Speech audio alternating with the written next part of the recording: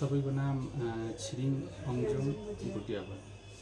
तपाईँ आउनुभएको थियो यता 28 जनवरी 23 मा। समस्या के थियो तपाईको? मलाई कन्टिन्युस स्निजिङ हुँदै थियो। अन्त एकताल मैले स्निजिङ चालु गरेँ भने चाहिँ लाइक 6 टाइम्स कन्टिन्यू मैले स्निजिङ भएको हुन्थ्यो।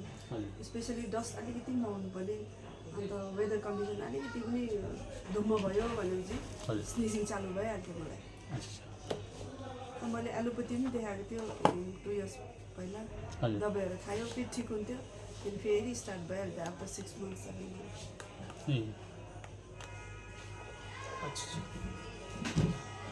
यो तपाईँको यो 28 जनवरी 23 देखि दबाई खानु भयो, उसको बादमा कस्तो कस्तो इम्प्रुभमेन्ट आयो तपाईँको? उसको मैले दबाई खानु थालेकोदेखि त्यहाँदेखि आफ्टर 3 मन्थ्स मलाई यस्तो फिल भयो कि त्यो सेम कन्डिसनमा फेरि म एक्सपोज हुँदाखेरि म गान्तोक आउँदाखेरि पुरा वेदर डुम्बा खालको वेदर हुँदाखेरि मलाई स्निज चालु हुन्थ्यो होइन। त्यहाँ दबाई खाएकोदेखि अब 3-4 मन्थ्स मलाई त्यो स्निजिङ बन्द भयो। अनि स्पेसली म गाडीमा ट्राभल गर्दा स्निजिङ हुन्थ्यो, त्यो बन्द भयो। मलाई मिटिङ्सहरू एटेन्ड गर्दाखेरि अब अरू छेउमा कन्टिन्युस स्निजिङ हुँदा मलाई पनि सरम लाग्थ्यो होइन। त्यहाँदेखि त्यो दबाई खाएदेखि त्यो त्यहाँदेखि मलाई के प्रब्लमै स्टप भयो। यो तपाईँलाई म दबाई युज गरेको थियो आर्सेनिकम अल्बम 200 पाउन्डमा, हिपरसल्फ 200 मा र सिनेगा 200 पाउन्डमा, ब्रोमियम 200 पाउन्डमा। यो मेडिसिन तपाईँको छींक, डस्ट एलर्जीमा राम्रो काम गर्छ र एलर्जिक राइनाइटिसमा पनि राम्रो काम गर्छ र स्पेसली तपाईँको छींकको बादमा खाँसी आउने स्टार्ट भइहाल्ने थियो, त्यो कन्डिसनमा राम्रो काम गर्छ। र नाक तपाईँको ड्राई फिल हुन्थ्यो, यो कन्डिसनमा यो 4टा दबाई युज गऱ्यो भने तपाईँको राम्रो रिजल्ट आयो र तपाईँको फर्स्ट 28 जनवरी 2023 को आउनुभएको थियो।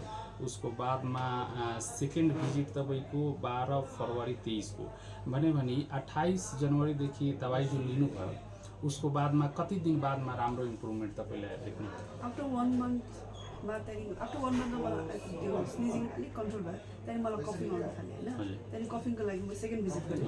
तपाईँले त्यहाँदेखि अर्को कफिङको लागि मलाई मेडिसिन दिनुभयो। अन्त अहिले त मलाई कफिङ पनि छैन, अनि स्निजिङ पनि छैन। अच्छा, छींक पनि आराम छ र खाँसी पनि आराम छ।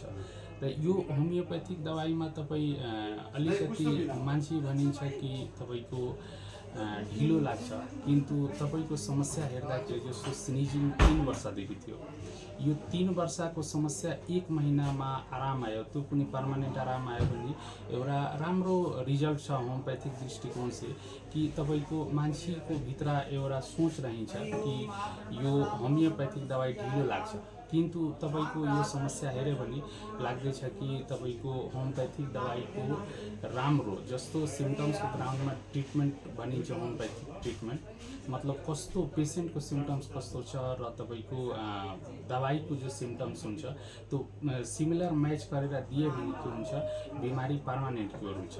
र यो हेर्दाखेरि तपाईँको रिजल्ट राम्रै लाग्यो मलाई। म होमियोप्याथिक फिजिसियन, लाल मार्केट गान्तोक। आज यो डस्ट स्निजिङको समस्या लिएर छिरिङ अङजुङ भुटिया म्याडमको साथमा कुराकानी भयो। यो रिजल्ट आज एकदमै खुसी लाग्यो, राम्रो लाग्यो यो म्याडमको रिजल्ट हेर्दाखेरि। नमस्कार।